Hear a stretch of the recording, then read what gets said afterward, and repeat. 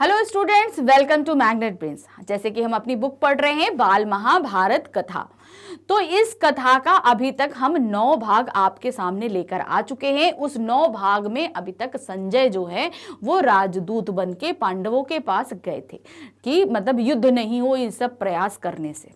धृतराष्ट्र ने उनको भेजा था। अब ये सब प्रयास हो गया लेकिन बात नहीं बन रही, तो अब श्री कृष्ण जो है युधिष्ठिर से बोलते हैं कि मैं कौरवों के पास जाऊंगा शांति दूत बनके और प्रयास करूंगा। तो 10वां भाग हम यहीं से शुरू कर रहे हैं। शांति दूत श्री कृष्ण कहां से शुरू होगा देखते हैं। शांति की बातचीत करने के उद्देश्य से श्री कृष्ण हस्तिनापुर गए और उनके साथ सात्यकी भी गए। रास्ते में कुशलस्थ नाम के स्थान पर वह एक रात विश्राम करने के लिए ठहरे। तो अब हस्तिनापुर जब जा रहे थे वो, तो उनके साथ सात्यकी भी गए और सात्यकी जो है उनके साथ में एक जगह ठहरे थे रात में। भाई इतना लंबा सफर होता है तो एक रात में उनको एक जगह ठहरना पड़ा। क्या नाम था उसका? कुश स्थल।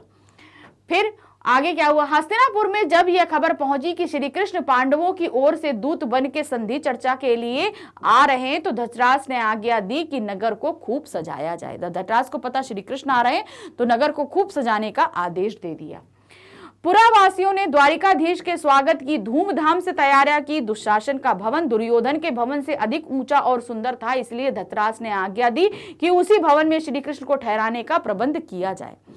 तो जितने भी पूर्ववासी थे उन्होंने श्री कृष्ण का बहुत अच्छे से जो है स्वागत किया। अब उनको ठहराना कहाँ है भाई? महल में। तो क्या था, दुशासन का जो भवन था वो दुर्योधन के भवन से कहीं बड़ा और भव्य था और सुंदर था। तो ये निश्चय किया धृतराष्ट्र ने कि श्री कृष्ण दुशासन के भवन में ही ठहरेंगे। उनका प्रबंध वहीं किया गया ठहरने का। श्री कृष्ण हस्तिनापुर पहुंच गए। पहले श्री कृष्ण धृतराष्ट्र के भवन में गए। अब जाहिर सी बात है, जब आए हैं तो घर के बड़े से पहले मिलना है, तो सबसे पहले वो धृतराष्ट्र से मिलने के लिए गए।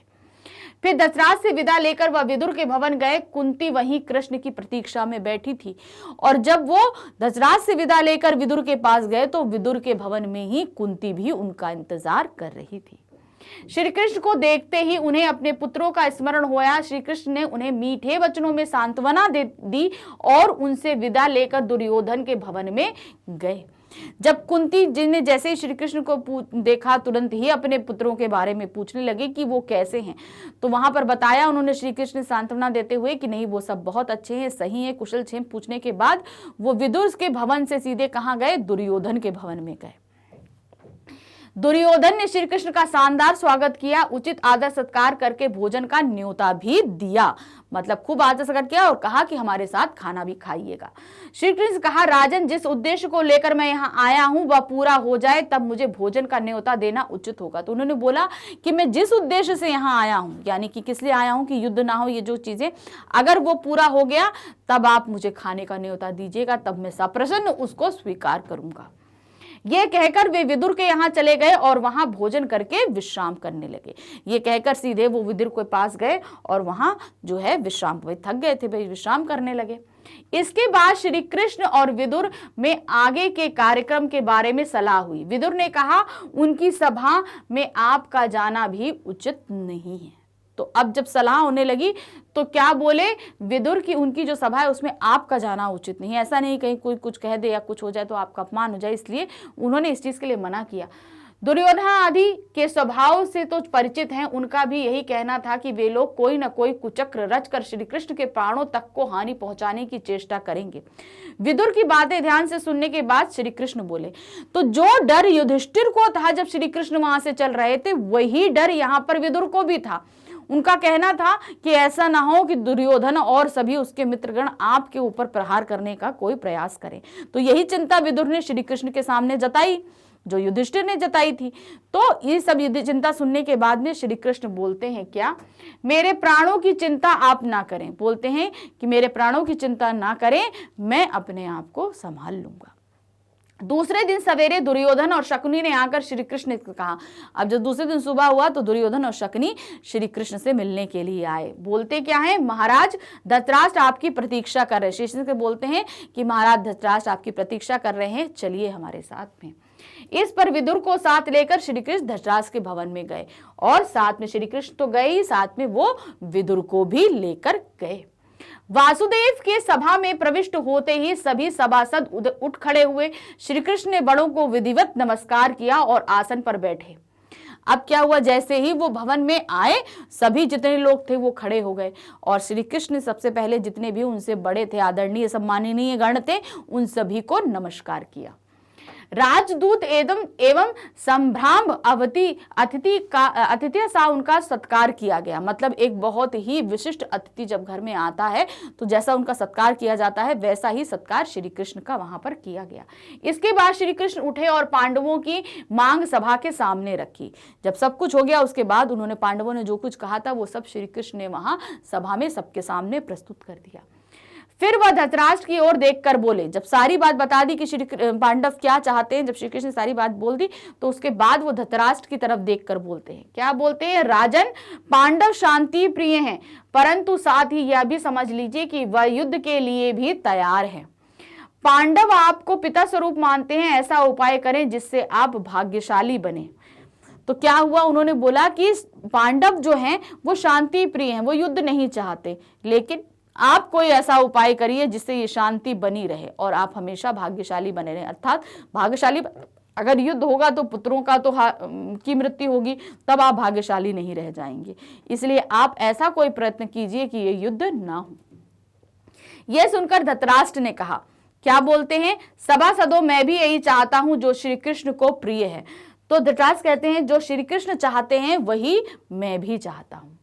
इस पर श्री कृष्ण दुर्योधन से बोले, मैं इतना ही कहना चाहता हूं कि पांडवों को आधा राज्य लौटा दो और उनके साथ संधि कर लो।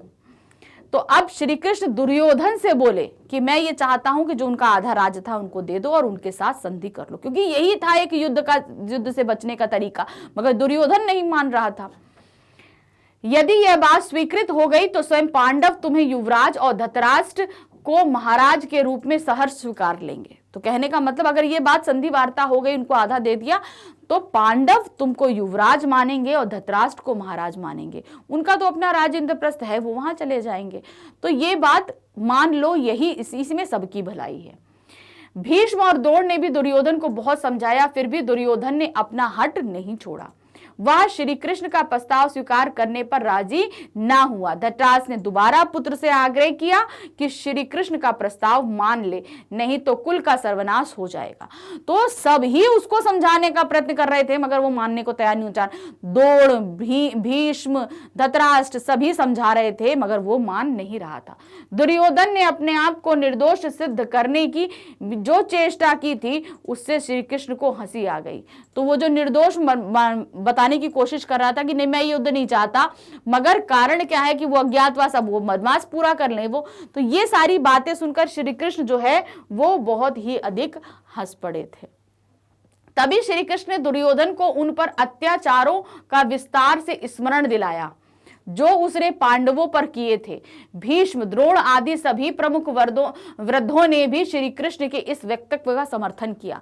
तो अब उसके बाद श्री कृष्ण ने वो सारे बचपन से लेकर अभी तक के जितने भी अत्याचार पांडवों के ऊपर किए थे वो सभी अत्याचार याद दिला दिए, और इस बात का समर्थन वहां पर प्रस्तुत सभी वृद्ध जनों ने किया, जिनमें द्रोण, कृपाचार्य और खुद भीष्म भी थे।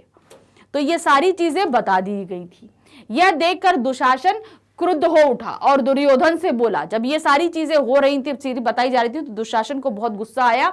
बोला दुर्योधन से, भाई मालूम होता है ये लोग आपको कैद करके ही पांडवों के हवाले न कर दें, इसलिए चलिए यहां से निकल चलें।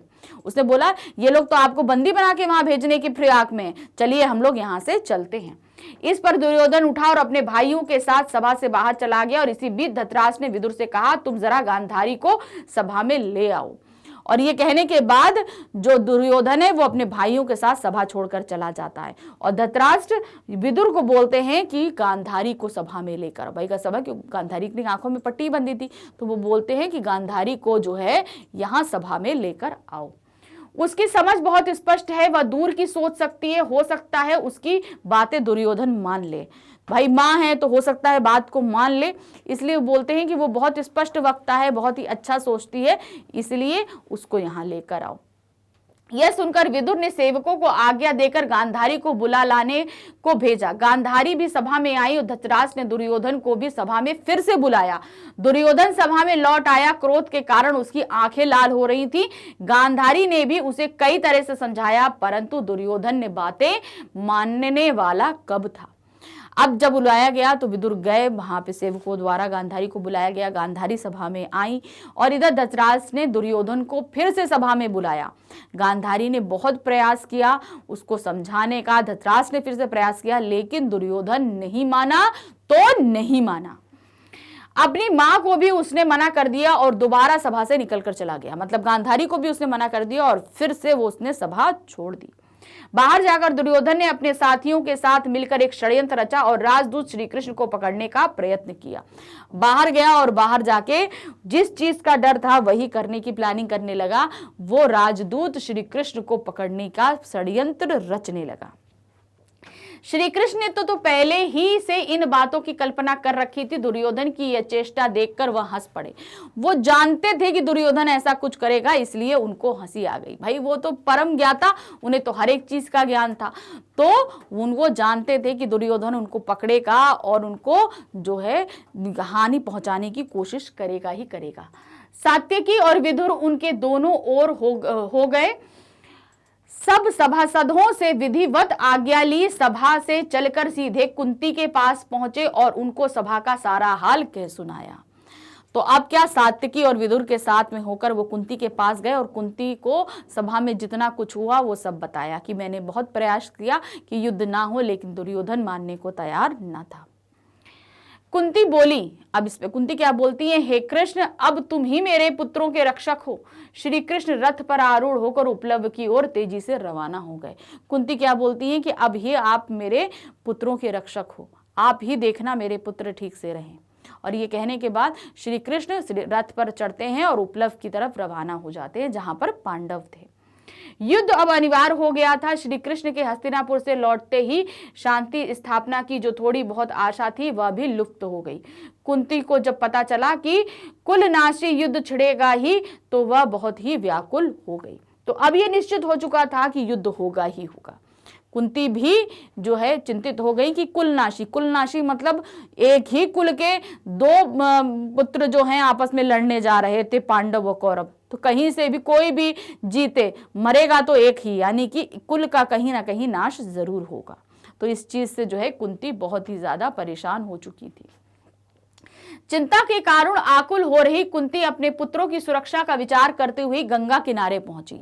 बहुत परेशान थी तो गंगा के किनारे चली गई, जहां कर्ण रोज संध्या वंदन किया करते थे। यानी कि कर्ण वहां पर शाम को संध्या वंदन, शाम के समय जो है वंदना, ईश्वर की वंदना करते थे। मध्याह्न के बाद कर्ण का जब पूरा हुआ तो उसे यह जानकर असीम आश्चर्य हुआ कि महाराज पांडु की पत्नी और पांडवों की माता कुंती ही उनका उत्तरीय सिर पर लिए खड़ी हैं। कहने का मतलब जब उनका वंदन खत्म हुआ, पूजन खत्म हुआ, तो वो बहुत ही जानकर आश्चर्य हुई कि वहां पर उनके सर के बगल में उत्तरीय यानी कि उनकी छांव करते हुए उत्तर दिशा की तरफ में माता कुंती खड़ी हुई हैं। उन्हें बहुत आश्चर्य था कि वो यहाँ कैसे आई।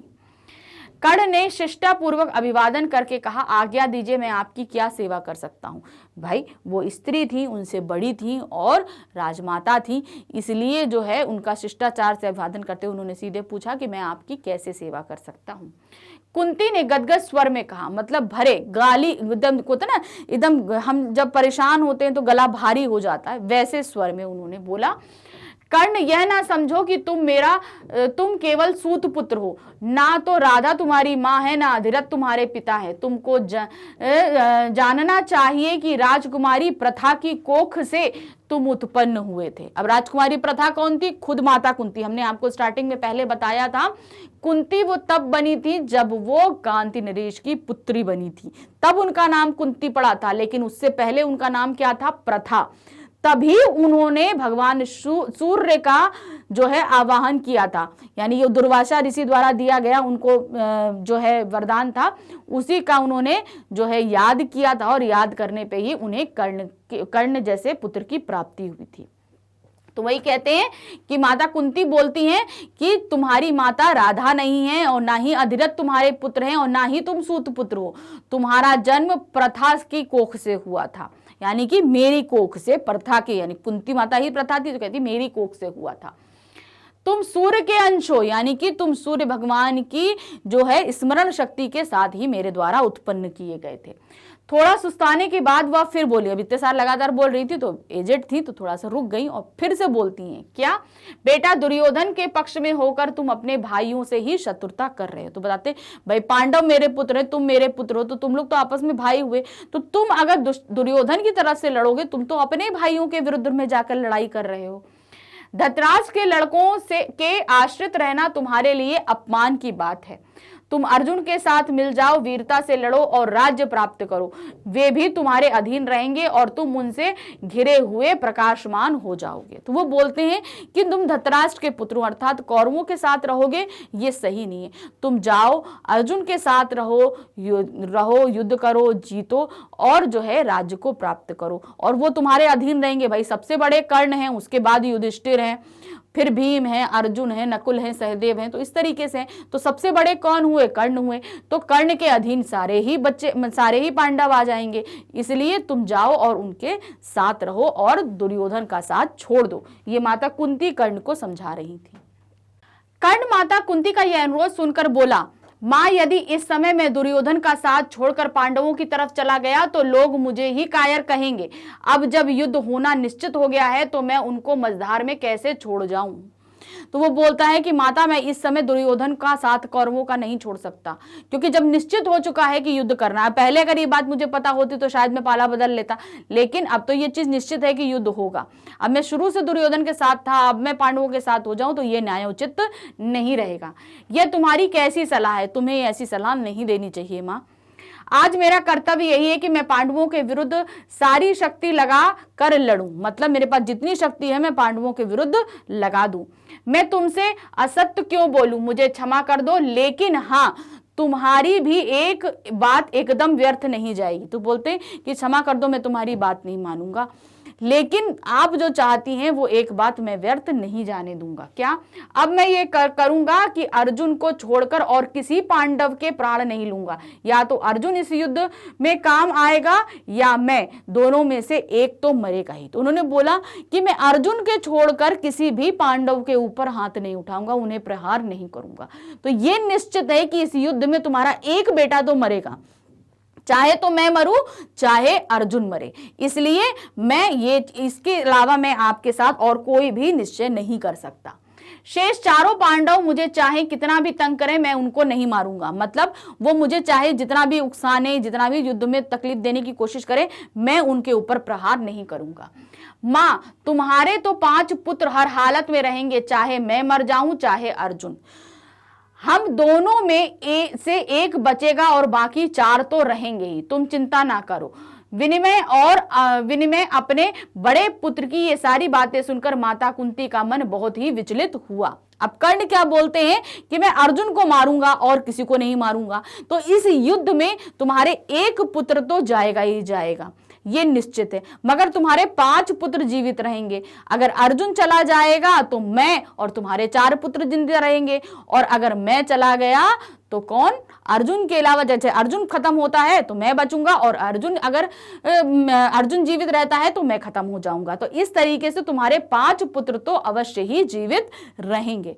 तो अपने पुत्र की ये सारी बातें सुन के माता कुंती बहुत ही ज्यादा विचलित हो जाती हैं, परंतु उन्होंने उसे अपने गले से लगाया और बोली तुम्हारा कल्याण हो। कर्ण को इस प्रकार आशीर्वाद देकर कुंती अपने महल में चली गई। तब भी अपने पुत्र को गले लगाती हैं, उन्हें स्नेह देती हैं और बोलती हैं तुम्हारा कल्याण हो, ये कहकर वो अपने महल को चली जाती हैं। तो इस तरीके से हमारा ये शांति दूत श्री कृष्ण वाला पाठ खत्म होता है। अब क्या आता है? पांडवों और कौरवों के सेनापति।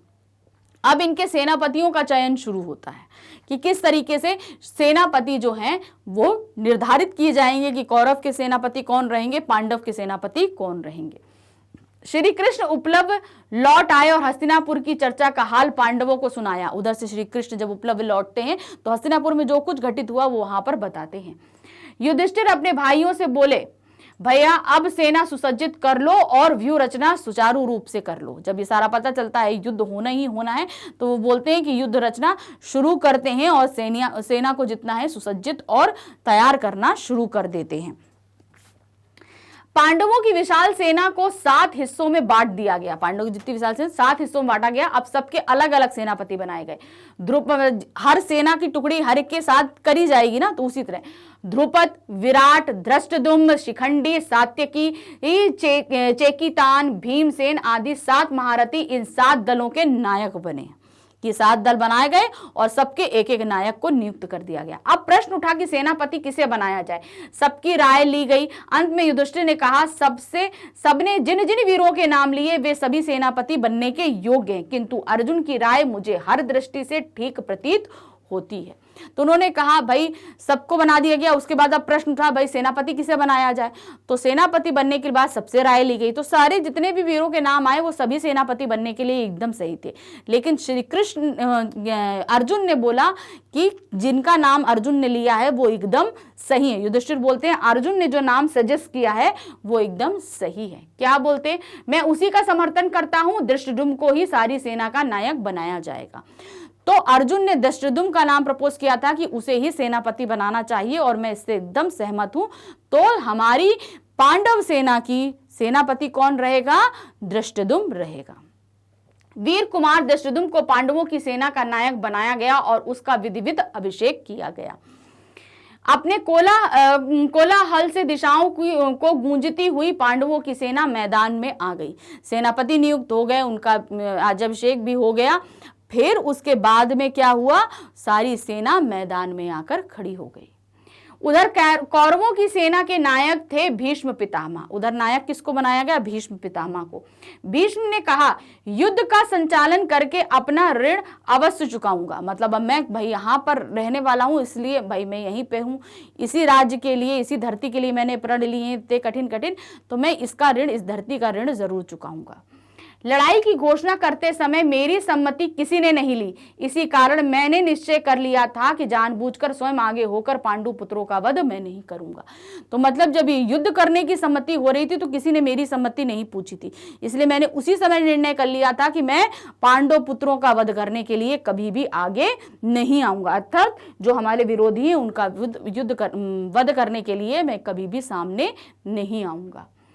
कर्ण तुम लोगों का बहुत ही प्यारा है, शुरू से ही वह मेरा तथा मेरी सम्मतियों का विरोध करता आया है, अतः अच्छा होगा कि अगर वह सेनापति बन जाए, इसमें मुझे कोई आपत्ति नहीं होगी। तो भीष्म किसका नाम सजेस्ट करते हैं, कर्ण का, कि वो हमेशा मेरी सारी बातों का विरोधी रहा है, तुम लोगों का प्रिय रहा है, तो इसलिए तुम उन लोगों को जो है वो बना दो। क्या बना दो, उसी कर्ण को ही सेनापति बना दो।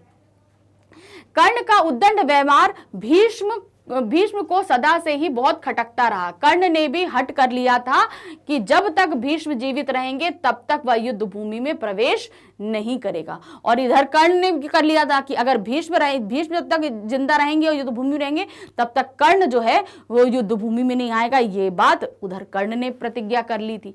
भीष्म के मारे जाने के बाद ही वह लड़ाई में भाग लेगा और केवल अर्जुन को ही मारेगा। कहने का मतलब है कि जब भीष्म मर जाएंगे तभी ही वो आएगा। ठीक, अब वो जब वो आएगा तभी वो जब आएगा तो सिर्फ अर्जुन को ही मारेगा और किसी को नहीं मारेगा। दुर्योधन ने सब सोच समझकर पितामह भीष्म की शर्त मान ली और उन्हीं को सेनापति नियुक्त किया। फलतः कर्ण तब तक के लिए युद्ध में विरत रहा। तो भीष्म पितामह को सेना नायक बनाया गया, मगर जब तक भीष्म जीवित रहे तब तक कर्ण युद्ध स्थल में नहीं आया था। पितामह के नायकत्व में कौरव सेना समुद्र की भांति लहरें मारती हुई कुरुक्षेत्र की ओर प्रवाहित हो गई। उन्होंने सेना नायक करते हुए वो अपनी सेना लेकर आगे बढ़ना शुरू हो गए थे। इधर युद्ध की तैयारियां हो रही थी और उधर एक रोज बलराम पांडवों की छावनी में एकाएक जा पहुंचे। अब क्या हुआ, तैयारियां हो रही थी और बलराम कहां पहुंचे, पांडवों की छावनी में। बलराम जी ने अपने बड़े बूढ़े विराट राज और द्रुपद राज को विधिवत प्रणाम किया। विराट राज भी वहां बैठे थे और द्रुपद राज भी बैठे थे, उन दोनों को ही प्रणाम करते हैं और धर्मराज के पास बैठ जाते हैं। धर्मराज अर्थात युधिष्ठिर के पास वो जाकर बैठ जाते हैं। वह बोले, कितनी ही बार मैंने कृष्ण को कहा था कि हमारे लिए तो पांडव और कौरव दोनों ही एक समान है। क्या बोलते हैं, मेरे लिए पांडव और कौरव दोनों ही समान हैं, इसमें हमें बीच में पड़ने की आवश्यकता नहीं है। पर कृष्ण ने मेरी बात नहीं मानी। अर्जुन के प्रति उसका इतना स्नेह था कि उसने तुम्हारे पक्ष में रहकर युद्ध करना भी स्वीकार कर लिया। तो बलराम वही बात बोलते हैं कि श्री कृष्ण को तटस्थ रहना चाहिए था, किसी भी पक्ष में भाग नहीं लेना चाहिए था, लेकिन श्री कृष्ण ने मेरी बात नहीं मानी और अर्जुन के प्रति अपने स्नेह के कारण वो पांडवों के तरफ से आकर युद्ध करने को तैयार हो गए। जिस तरफ कृष्ण हो उसके विपक्ष में मैं भला कैसे खड़ा हो जाऊं। तो बलराम कहते हैं अगर एक पक्ष में कृष्ण है तो मैं उसके अपोजिट में कभी खड़ा ही नहीं, क्योंकि मैं कृष्ण से लड़ नहीं सकता, इसलिए मैं उसके विपक्ष में भी नहीं खड़ा हो सकता। भीम और दुर्योधन दोनों ने ही मुझसे गदा युद्ध सीखा है, दोनों ही मेरे शिष्य हैं, दोनों पर मेरा एक जैसा प्यार है। इन दोनों कुरुवंशियों को यूं आपस में लड़ते मरते देखना मुझे सहन नहीं होता। लड़ो तुम लोग, परंतु यह सब देखने के लिए मैं यहां नहीं रह सकता। मुझे अब संसार से विराग हो गया है, अतः मैं जा रहा हूं। तो उन्होंने बोला कि मैं मेरे लिए दुर्योधन और भीम दोनों को ही गदा युद्ध मैंने सिखाया, दोनों ही मेरे लिए प्रेम है, इसलिए मैं इन दोनों को लड़ते हुए देख नहीं सकता। तुम लोग यहाँ पे लड़ो, अब मैं यहां से जा रहा, मैं ये युद्ध नहीं देख सकता। तो बलराम ये कह के चले जाते हैं। युद्ध के समय सारे भारतवर्ष में 2 ही राजा युद्ध में सम्मिलित नहीं हुए थे, मतलब पूरा देश युद्ध में, मतलब पूरा भारतवर्ष युद्ध में सम्मिलित था, खाली 2 राजा सम्मिलित नहीं हुए थे जो तटस्थ थे। कौन थे वो? रहे बलराम और दूसरे भोजकट के राजा रुक्मी। भोजकट के जो राजा थे रुक्मी, वो युद्ध में शामिल नहीं हुए थे। रुक्मी की छोटी बहन रुक्मणी श्री कृष्ण की पत्नी थी। तो रुक्मी के जो राजा थे उनकी छोटी बहन रुक्मणी वो श्री कृष्ण से भाई थी, उनकी पत्नी थी। तो अब ऐसे समझते हुए चलिएगा कि भाई इसमें सब जो है संबंधी ही हैं। कुरुक्षेत्र में होने वाले युद्ध के समाचार सुनकर रुक्मी एक औक्षणी सेना लेकर युद्ध में सम्मिलित होने लगे। उन्होंने जैसे ही समाचार सुना कि जो है ना हम युद्ध होने जा रहा है, तो वो अपनी जो है एक औक्षणी सेना यानी 1 करोड़ की सेना लेकर वो युद्ध के लिए चल पड़े, सम्मिलित होने के लिए। उसने सोचा कि ये अवसर वासुदेव की मित्रता प्राप्त करने के लिए एकदम ठीक है, मतलब हम श्री कृष्ण से मित्र बन जाएंगे, इसलिए ये अवसर बहुत अच्छा है। तो वो इसलिए वह पांडवों के पास पहुंचा और अर्जुन से बोला। वो पांडवों के पास पहुंच के अर्जुन से बोला, क्योंकि वो पांडव सेना में शामिल होना चाहते थे। पांडु पुत्र, आपकी सेना से शत्रु सेना कुछ अधिक मालूम होती है, इसी कारण मैं आपकी सहायता करने आया हूं। तो अब वो क्या बोलते हैं कि आपकी सेना से कहीं अधिक शत्रु की सेना है, इसलिए मैं आपका सैन्य बल बढ़ाने के लिए आया हूं। तो ये चीज रुक्मी बोलते हैं। यह सुनकर अर्जुन हंसते हुए रुक्मी से बोलते हैं। तो अर्जुन जो है हंसते मुस्कुराने लगते हैं। तो रुक्मी से बोलते हैं, क्या राजन आप बिना शर्त के सहायता करना चाहते हैं तो आपका स्वागत है, नहीं तो आपकी जैसी इच्छा। तो उन्होंने बोला कि आप अगर बिना शर्त के हमारी सहायता करना चाहते हैं तो स्वागत है, वरना आपकी इच्छा आप शामिल हो चाहे ना हो। यह सुनकर रुक्मी बड़ा क्रुद्ध हुआ और अपनी सेना लेकर दुर्योधन के पास चला गया। जब उसे गुस्सा आ गया कि भाई ये इस तरीके से बात कर रहा है, कोई शर्त नहीं कुछ नहीं, तो हम बेवजह थोड़ी ना उसकी वो करेंगे, तो इसलिए वो अपनी सारी सेना लेकर दुर्योधन के पक्ष में चला जाता है कि अब मैं उसकी तरफ से जो है युद्ध करूंगा। रुक्मिणी ने दुर्योधन से कहा, रुक्मिणी दुर्योधन से क्या बोलते हैं, पांडव मेरी मदद नहीं चाहते, इस कारण मैं आपकी सहायता हेतु आया हूं। मतलब पांडव मेरी मदद नहीं चाहते, मैं लेके गया था और मगर उन्होंने नहीं ली, तो इसलिए मैं आपकी मदद करने आया हूं। पांडवों ने जिसकी सहायता स्वीकार नहीं की, हमें उसकी सहायता स्वीकार करने की जरूरत नहीं। यह कहकर दुर्योधन ने भी रुक्मी की सहायता को ठुकरा दिया। अब उन्होंने बोला पांडव जिसकी सहायता नहीं लेना चाहते उसकी सहायता हम क्यों लें। यह कहकर दुर्योधन ने उनकी भी सहायता लेने से, रुक्मी की सहायता लेने से मना कर दिया कि हम आपकी सेना को अपनी सेना में शामिल नहीं करेंगे। और बेचारा रुक्मी ना इधर का ना उधर का किसी भी सेना में भाग नहीं ले पाता। बेचारा रुक्मी दोनों तरफ से अपमानित होकर भोजकट वापस आ गया। वो अपने राज्य वापस भोजकट पहुंच जाता है। रुक्मी कर्तव्य से प्रेरित होकर नहीं बल्कि अपनी प्रतिष्ठा बढ़ाने के उद्देश्य से कुरुक्षेत्र गया था और अपमानित हुआ। तो वहां पर ये नहीं कहता कि हमारा कर्तव्य है कि हम सही पक्ष में शामिल हों, ये उसके मन की फीलिंग नहीं थी। उसके मन की फीलिंग क्या थी, हमारा यश बढ़े, सम्मान बढ़े, बल बढ़े, इस भावना को लेकर वो गया था। इसीलिए वो कहीं का नहीं रहा, ना इधर का और ना ही उधर का। कुरुक्षेत्र के मैदान में दोनों तरफ की सेनाएं लड़ने को तैयार खड़ी थी। उन दिनों की रीति के अनुसार दोनों पक्षों के वीरों ने युद्ध नीति पर चलने की प्रतिज्ञाएं ली। अब दोनों की जो है सेनाएं आमने सामने आकर खड़ी हो चुकी थी। ठीक।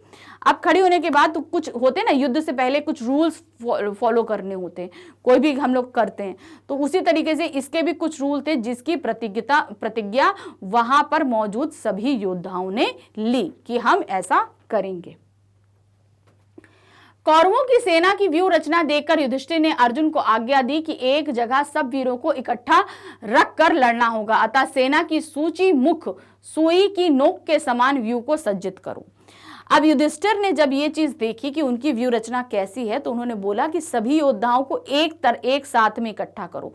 हमारी व्यूह रचना क्या होगी, मतलब लड़ाई की नीति क्या होगी, कैसे लोग खड़े होंगे, वो क्या उन्होंने बोला, उन्होंने सूची मुख बोला। सूची मत मतलब सुई की मुख के समान, मतलब सब कुछ ऐसी सीधी लाइन में रहेगा, सीधा सुख, सब एक जगह इकट्ठा होके युद्ध करेंगे। इस प्रकार दोनों पक्षों की सेनाओं की व्यूह रचना हो गई। उनको कैसे खड़ा होना, इनको कैसे खड़ा होना, ये सारी प्लानिंग करके सारे लोगों को खड़ा कर दिया गया। अर्जुन ने युद्ध के लिए तैयार हुए वीरों को देखा तो उसके मन में शंका हुई कि हम यह क्या करने जा रहे हैं। उसने अपनी शंका श्री कृष्ण पर प्रकट की। तब अर्जुन ने इस भ्रम को दूर करने के लिए श्री कृष्ण ने कुरुक्षेत्र में जिस कर्मयोग का उपदेश दिया वह तो विश्व विख्यात है। अब जब सारी सेना सुसज्जित होकर खड़ी हो गई तो अर्जुन जब युद्ध के मैदान में आए तो उन्होंने अपने अस्त्र शस्त्र रख दिए। मैं अपनों के ही खिलाफ कैसे लड़ूं, मैं अपनों पर ही वार कैसे करूं, क्योंकि विरोधी सेना में जो लोग खड़े थे सामने वो सब उसके आदरणीय थे, सब उसके अपने थे। तो वो बड़े भ्रम में आ जाता है और मना कर देता है कि मैं युद्ध नहीं करूंगा। तब उसके भ्रम को दूर करने के लिए श्री कृष्ण उपदेश देते हैं। ये उपदेश विश्वविख्यात हुए, ये उपदेश थे हमारे गीता के उपदेश, कि किस तरीके से उन्होंने उनको प्रेरित किया कि आपको युद्ध करना चाहिए। श्री कृष्ण ने उन्हें मनाया वापस युद्ध करने के लिए। सब लोग इसी की राह देख रहे थे कि कब युद्ध शुरू हो, पर एकाएक पांडव सेना के बीच में हलचल मच गई। सब ये सोच रहे थे कि चलो अब युद्ध शुरू होगा, अब युद्ध शुरू होगा, लेकिन एकदम से पांडव सेना के बीच हलचल मच गई। हुआ क्या, युधिष्ठिर देखते क्या है कि युधिष्ठिर ने अचानक अपना कवच और धनुष बाण उतार कर रथ पर रख दिया और रथ से उतरकर हाथ जोड़े कौरव सेना की हथियारबंद पंक्तियों को चीरते हुए भीष्म की ओर पैदल चले जा रहे हैं। बिना सूचना दिए उनको इस प्रकार जाते देखकर दोनों ही पक्ष वाले अचंभे में पड़ गए। तो अब क्या सारी सेना सुसज्जित खड़ी है, युद्ध शुरू ही होने वाला है। इसी बीच क्या हुआ, युधिष्ठिर ने अपना कवच उतारा, अस्त्र शस्त्र रखे, धनुष बाण रखे और हाथ जोड़े हुए वो विरुद्ध सेना की तरफ बढ़ते चले जा रहे थे। किधर, जहां पर भीष्म पितामह खड़े हुए थे। सभी अचंभित हो जाते हैं कि ये क्या किया। अर्जुन तुरंत रथ से कूद पड़ा, युधिष्ठिर के पीछे पीछे कौरव सेना में घुस गया। दूसरे पांडव और कृष्ण भी उनके साथ हो लिए। तो अर्जुन चिंतित हो जाते हैं, वो युधिष्ठिर के साथ हो जाते हैं और इधर अर्जुन के साथ साथ दूसरे पांडव और श्री कृष्ण भी युधिष्ठिर के साथ उनके पीछे पीछे चल पड़ते हैं विरोधी सेना की तरफ में। इतने में श्री कृष्ण बोले। अब इतने में श्री कृष्ण किससे बोलते हैं, अर्जुन से। क्या कहते हैं, अर्जुन मैं समझ गया हूं कि महाराज युधिष्ठिर की इच्छा क्या है। बिना बड़ों की आज्ञा लिए युद्ध करना अनुचित माना जाता है। धर्मराज का उद्देश्य अच्छा ही है। तो उन्होंने क्या बोला कि बिना बड़ों की आज्ञा के कोई कार्य शुरू नहीं किया जाता। तो यहां पर वो बड़ों की आज्ञा लेने ही जा रहे हैं, इसलिए उनका जो वो कार्य कर रहे हैं वो एकदम सही है। शत्रु सेना की हथियारबंद वीरों की कतार को चीरते हुए युधिष्ठिर सीधे पितामह भीष्म के पास पहुंचे, झुककर उनके चरण छुए और फिर बोले, पितामह हमने आपके साथ लड़ने का दुस्साहस कर ही लिया। कृपा हमें इस युद्ध की अनुमति दीजिए और आशीर्वाद भी कि हम युद्ध में विजय प्राप्त करें। तो अब यहाँ चीरते हुए सीधे युधिष्ठिर जो है पूरी सेना को चीरते हुए पितामह के पास पहुंचते हैं, उनके चरण स्पर्श करते हैं और बोलते हैं कि हमने वो कोशिश कर ही ली आपके साथ युद्ध करने की, इसलिए हमें आशीर्वाद दीजिए कि हम विजय प्राप्त करें। तो जैसे बड़ों का आशीर्वाद लिया जाता है, उन्होंने बड़ों का आशीर्वाद लिया। भीष्म बोले, अब इसमें भी, बेटा युधिष्ठिर मुझे तुमसे यही आशा थी, मैं स्वतंत्र नहीं हूं, विवश होकर मुझे तुम्हारे विपक्ष में रहना पड़ रहा है, फिर भी मेरी यही कामना है कि रण में विजय तुम्हारी हो। तो कहते हैं कि मैं बंधा हुआ हूं, मैं सिंहासन से बंधा हुआ हूं, इस राज्य की सेवा करने से बंधा हूं, मैं विवश हूं, मैं तुम्हारे विरुद्ध में कभी भी नहीं खड़ा होना चाहता था, लेकिन मेरी यही कामना है कि विजय तुम ही प्राप्त करो। भीष्म की आज्ञा और आशीर्वाद कब लेने के बाद में युधिष्ठिर आचार्य द्रोण के पास गए और परिक्रमा करके उनको दंडवत किया। मतलब क्या हुआ, फिर उसके बाद आचार्य द्रोण के पास गए, उनके परिक्रमा करी, घेरा किया और उसके बाद उनको प्रणाम किया। आचार्य ने आशीर्वाद देते हुए कहा, मैं भी कौरवों के अधीन हूं, उनका साथ देने के लिए विवश हूं, फिर भी मेरी यही कामना है कि जीत तुम्हारी हो। मतलब मैं कौरवों के साथ हूं, लेकिन मेरी अंदर से इच्छा है, मैं ये इच्छा है, कामना है कि जीत तुम्हारी ही हो। आचार्य द्रोण के आशीष लेकर धर्मराज ने आचार्य कृपा और मद्रराज शल्य के पास जाकर उनके भी आशीर्वाद प्राप्त किए और सेना में लौट आए। उसके बाद कृपाचार्य और शल्य की भी जो है उन्होंने आदर सम्मान प्राप्त किया और वो वापस अपनी सेना में लौट आए। युद्ध शुरू हुआ तो पहले बड़े योद्धाओं में युद्ध होने लगा। बराबर की ताकतें एक ही जैसे हथियार लेकर दो दो की जोड़ी में लड़ने लगी।